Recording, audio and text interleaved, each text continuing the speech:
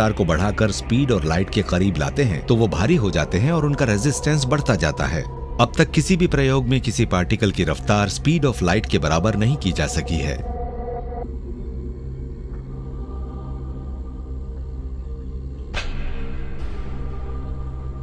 ये क्या था?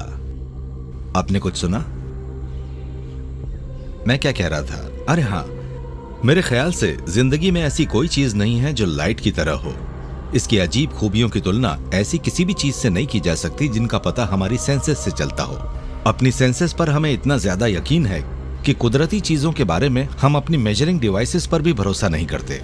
हमारी सेंसेस को उन जिंदा चीजों के साथ कोई मुश्किल नहीं होती जो जानवरों वाली आम रफ्तार से चलती हैं, मगर जब बात रोशनी की रफ्तार की हो तो वो वहां काम नहीं आती। हमें ये भी नहीं पता कि कॉस्मिक स्पीड लिमिट आखिर क्यों है। रोशनी की रफ्तार से जाने पर समय ठहर जाता है। रोशनी आखिर होती क्या है? रोशनी के साथ आइजक न्यूटन का बेहद लंबा रिश्ता उनके बचपन से ही कायम हो गया था। जब वो इस घर में रहते थे,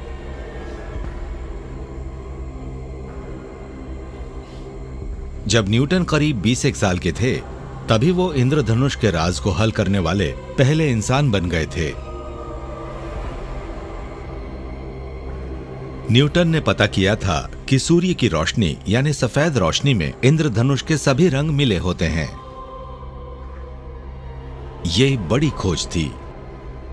उन्होंने इन रंगों के दिखने को स्पेक्ट्रम नाम दिया था। लैटिन में इसका मतलब भूत या प्रेत छाया होता है।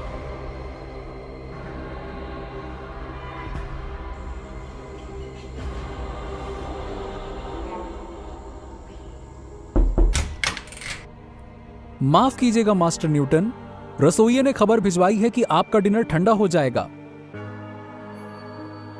नहीं आइजैक, इस मैग्नीफाइंग ग्लास को नीचे मत रखो। रोशनी में और भी चौंकाने वाली जानकारी छिपी है। एक कोड, कॉस्मोस की चाबी।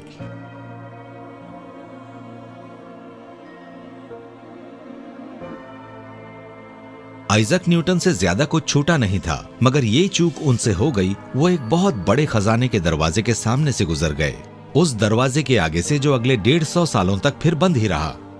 सन 1800 में काम करने वाले एक और वैज्ञानिक के सामने वो सबूत आ गया जिसने हमारे आसपास की अनदेखी दुनिया को सामने ला दिया। रात में विलियम हर्शल अपने जमाने की सबसे बड़ी टेलीस्कोप से आसमान को खंगालते थे। दिन में हर्शल प्रयोग करते रहते थे।